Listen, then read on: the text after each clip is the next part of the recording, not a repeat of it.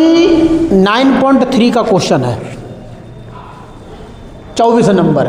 इसमें कहा है कि दिखाइए कि एक गुणोत्तर श्रेणी प्रथम n पदों के योगफल तथा n प्लस 1 में पद से 2n में पद तक के पदों के योगफल का अनुपात 1/n है, सॉरी 1/r पे पावर n है, ऐसा उसने पूछा है। तो देखो भाई सॉल्व करते हैं। इसमें गुणोत्तर श्रेणी के nवें पदों का योगफल का सूत्र लगाना है। तो देखो भाई हल करते हैं। मतलब गुणोत्तर श्रेणी के nवें पद का योगफल Sn सूत्र होता है a 1 माइनस आर एन बटा 1 माइनस आर। ठीक है, ये कर लो समीकरण 1। फिर उसने क्या बोला, उसने ये कहा है कि भाई n प्लस 1 में पद से 2n में पद तक के पदों का योगफल। तो इसमें जो सूत्र रहेगा वो रहेगा आपका n प्लस 1 में पद से 2nवें पद का योगफल बराबर S2n माइनस Sn, ये रहेगा। क्योंकि भाई 2n है, इसे हम माइनस कर देंगे Sn से, तो हमारा ये निकल के आएगा। बात करेंगे हम S2n, ध्यान देना क्या होता है बेटा, a 1 माइनस आर और यहां हो जाएगा n की जगह पर 2n और बटा रहेगा 1 माइनस आर। माइनस करेंगे a 1 माइनस आर एन और बटा रहेगा 1 माइनस आर। ठीक है, अब क्या करना है, देखो हर समान है, जब हर समान है तो अंश को घटाया जाएगा। जैसे a 1 माइनस आर पे power 2n minus a 1 minus R N और बटा रहेगा हमारा 1 माइनस आर। यह देखो बेटा समझने वाली बात यह है, यहां पे इन दोनों में a कॉमन है तो a हम कॉमन लेंगे और ये जो दिख रहा है तुम्हें, ये दिख रहा है इस पे पावर 2 है, तो इसे मालूम कैसे लिख सकते हो, इसे लिख लो 1 पे पावर 2, क्योंकि 1 पे पावर 2 बना सकते हो, माइनस r पे पावर n और इसका होल पावर 2, जो 2 दिख रहा था वो इस तरीके से लगा दिया। उसके बाद माइनस a और यहाँ 1 माइनस आर एन पे पावर नहीं, पावर नहीं होगा, ऐसे ही रहेगा, और यहाँ 1 माइनस आर, इस तरीके से। तो इसे बेटा 2 जगह लिख लो। देखिए इसे 2 जगह कैसे लिखेंगे, इसे 2 जगह लिख दो, क्योंकि इसमें आइडेंटिटी काम का आएगी a square minus B square. एक में a माइनस बी और दूसरे ब्रैकेट में a प्लस बी, ये आ जाएगी। तो यहाँ हो जाएगा हमारा एक ब्रैकेट में 1 माइनस आर एन और दूसरे ब्रैकेट में 1 प्लस आर एन, आर पे power N, minus a 1 minus R N, upon में रहने वाला है 1 माइनस आर। ठीक है, अब हमें कॉमन मिल रहा है यहां पर,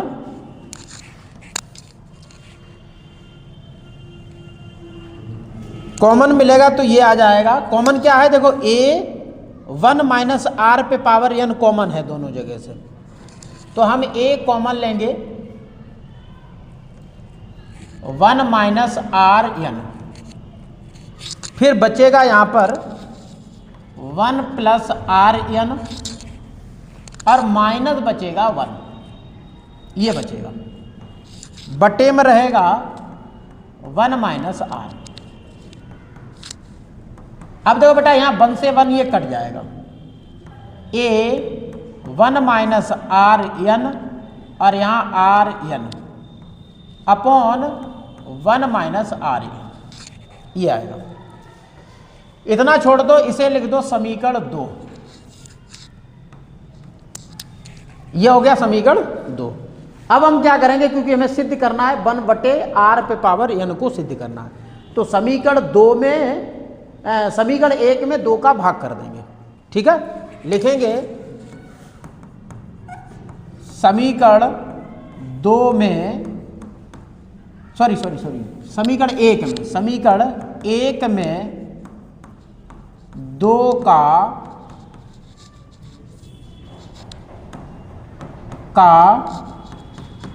भाग देने पर, तो एक है हमारे पास a 1 माइनस आर n बटा है 1 माइनस आर, 2 में है a 1 माइनस आर n फिर आर n बटा रहेगा 1 माइनस आर। तो देखो बेटा समझने वाली बात है, इससे ये कट जाएगा, ठीक है, a से a कट जाएगा और इससे ये कट जाएगा, क्या मिलेगा, ऊपर आएगा 1 टोटल और नीचे क्या बचा r पे पावर n। तो भाई यही सिद्ध हो गया, इति सिद्धम हैंस प्रूव्ड। अगला क्वेश्चन है क्वेश्चन नंबर 25, जिसमें कह रहा है कि यदि a, b, c तथा d गुणोत्तर श्रेणी में हैं तो दिखाइए कि a square plus B square plus C square bracket बंद, दूसरे ब्रैकेट में बी स्क्वायर प्लस सी स्क्वायर प्लस डी स्क्वायर बराबर A B plus B C plus C D का होल स्क्वायर, ये दोनों आपस में कैसे हैं, बराबर हैं। ये चीज सिद्ध करके दिखानी है। तो देखो गुणोत्तर श्रेणी है, गुणोत्तर श्रेणी होती क्या है, देखो जीपी लिखना है आपको, जीपी। तो जीपी कैसे लिखोगे, जैसे जीपी में पहला पद ए हो, उसके बाद ए आर है, उसके बाद ए आर स्क्वायर है, उसके बाद ए आर पे घात 3 है, ठीक है। अब यहां क्या है, देखो ए बराबर क्या है, ए बराबर ए है, पहला पद है, बी बराबर क्या है, ए आर है, मतलब दूसरा पद है, और सी बराबर क्या है, ए आर स्क्वायर है, और डी बराबर क्या है भैया, ए आर पे घात 3 है, ऐसा है। ये ए बी सी और डी, ये चारों पद यहां पर हमने लिख दिए। सिद्ध क्या करना है, तो पद लेना LHS, LHS में हमारा है a square plus B square plus C square bracket close, अगला है बी स्क्वायर प्लस सी स्क्वायर प्लस डी स्क्वायर, ठीक है। अब ए बी सी इन सभी के मान सामने आपके हैं, ये यहां पर लिख देंगे, तो ये भैया हो जाएगा ए स्क्वायर, मतलब ए की जगह पे ए ही रहेगा, और बी की जगह पर ए आर हो जाएगा, तो ये ए आर का होल स्क्वायर, सी की जगह पर ए आर स्क्वायर का होल स्क्वायर, और ब्रैकेट क्लोज हो जाएगा। इधर क्या है, ए आर का होल स्क्वायर, फिर ए आर स्क्वायर का होल स्क्वायर, क्योंकि भाई सी है, सी की वैल्यू ए आर स्क्वायर है, और यहाँ सी स्क्वायर है, तो ए आर स्क्वायर का होल स्क्वायर हो जाएगा। फिर है डी की वैल्यू है ए आर क्यूब, इसका होल स्क्वायर, और ये भैया हमारा ब्रैकेट क्लोज हो गया इस तरीके से। यहां हमें लिखना है ए आर। इस तरीके से सॉल्व करिएगा। देखो ए स्क्वायर आर स्क्वायर, क्योंकि भाई होल स्क्वायर खोलेंगे तो ए स्क्वायर और आर स्क्वायर हो जाएगा, प्लस ए स्क्वायर आर पे पावर 4, क्यों भाई ए का स्क्वायर करेंगे तो ए स्क्वायर और आर स्क्वायर का स्क्वायर करेंगे तो आर पे पावर 4 हो जाएगा। ये हो गया। अगला है a square r square, a square r पे पावर 4, फिर प्लस ए स्क्वायर और आर पावर 6। ये हो गया। अब इसमें देखेंगे पहले वाले गुणनखंड में हमें ये देखना है कि कॉमन क्या है, तो इस वाले में कॉमन है ए स्क्वायर। क्या है? A square. तो यहां लिखेंगे ए स्क्वायर और यहां बचेगा बेटा, देखो क्या बचेगा, यहां बचेगा 1 प्लस यहां बचेगा आर स्क्वायर प्लस यहां बचेगा आर पे पावर 4, ये बचेगा। इसी तरीके से इसमें से ए आर स्क्वायर कॉमन है। देखो ए आर कॉमन है, ए स्क्वायर आर स्क्वायर, क्या बचेगा 1 प्लस, देखो ए स्क्वायर कॉमन हो गया, आर स्क्वायर कॉमन हुआ, यहां पर आर पावर 4 है तो क्या बचेगा आर पे पावर 2, क्योंकि 2 आर स्क्वायर इधर आ गए तो ये बचेगा, और यहां बचेगा आर पे, क्योंकि भाई 2 पावर 6 में से घटेंगी तो क्या बचेगा 4 पावर। ठीक है। अब समझने वाली बात ये और है, यहां पर यहां ए पे पावर 4 और यहां आर पे पावर 2। ठीक है। तो ये हो जाएगा हमारे पास ए पे पावर 4 और आर पे पावर 2। अब ये देखो ये वाला गुणनखंड और ये वाला गुणनखंड दोनों सेम है, तो कैसे लिख दो 1 प्लस आर पे पावर 2 प्लस आर पे पावर 4 का होल स्क्वायर। इस तरीके से आप इसे लिख सकते हो। ठीक है। तो ये हमारा एलएचएस सॉल्व हो गया। अब हम करेंगे आरएचएस की तरफ। आरएचएस में क्या है, आरएचएस में देखो यहां है A B plus B C plus C D का होल स्क्वायर। इन सब की ए बी सी और डी सबकी वैल्यू लगाएंगे। तो ए बी क्या है, गुणा में है ए, और बी क्या है a r, plus a r गुणे सी ए आर स्क्वायर, फिर plus c a r square गुणे डी ए आर क्यूब।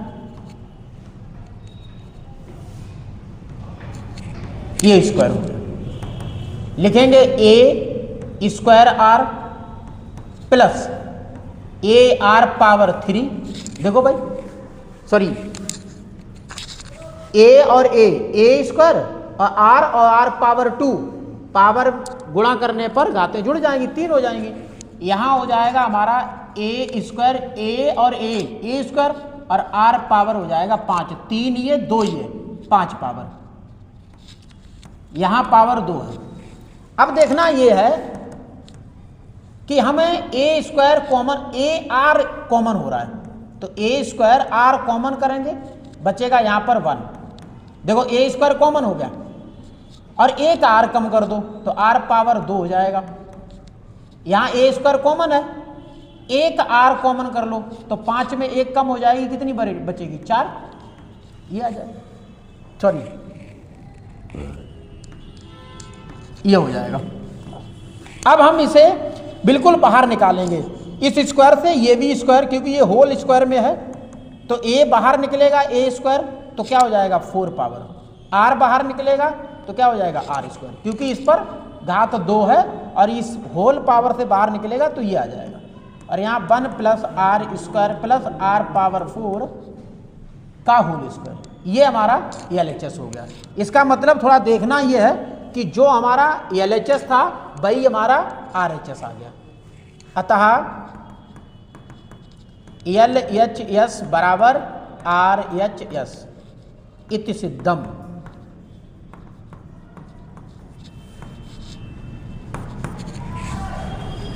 अगला क्वेश्चन नंबर 26 है, कह रहा है कि ऐसी दो संख्याएं ज्ञात कीजिए जिनको 3 तथा 81 के बीच रखने पर प्राप्त अनुक्रम एक गुणोत्तर श्रेणी बन जाए।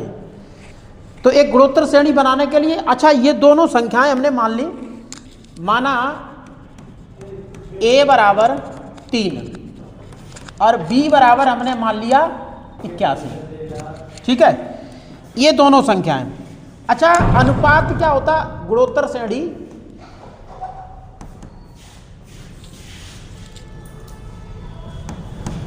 गुणोत्तर श्रेणी का अनुपात, अनुपात निकालने के लिए सूत्र होता है r बराबर b बटा a पावर 1 बटा n प्लस 1। अब यहाँ n क्या होगा, क्योंकि भाई दो संख्याएं हैं, एक 3 है और दूसरी 81 है, तो n बराबर यहाँ पर रहेगा आपका 2, क्योंकि दो संख्याएं हैं, दो संख्याओं के बीच में पूछा गया है, तो n बराबर हम लेंगे 2। r बराबर निकालना है हमें, देखो b हमने क्या लिया था 81 और a कितना लिया था 3, 1 बटा 2 प्लस 1, क्योंकि n है 3 से 81 कटा 27 आया, तो r बराबर हो जाएगा 27 घात 1 बटा 3, क्योंकि 2 और 1 जुड़ के 3 हो गया।